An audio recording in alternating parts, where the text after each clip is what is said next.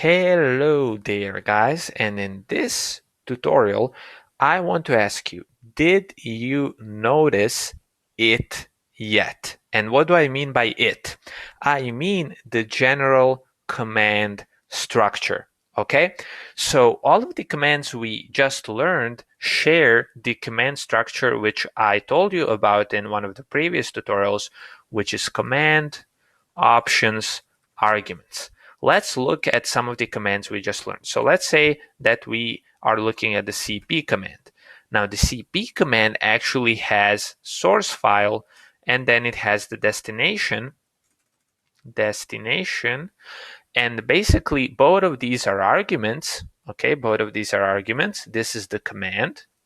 And then if we want to add in some options, such as, for example, the interactive option, this is the option. So we have the command, options, arguments. Okay, let's take an example of the cat command.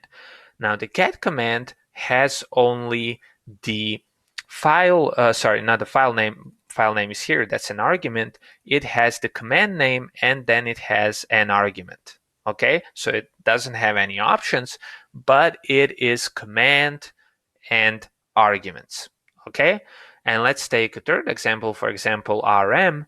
Rm is the name of the command, R is the option, and then we have some argument, which is some folder we would like to delete. Okay, so basically, as you can see, all of these commands have this unifying structure behind them. And I just want to make this video to really emphasize that, because all of the commands you are ever going to use are pretty much going to have this structure.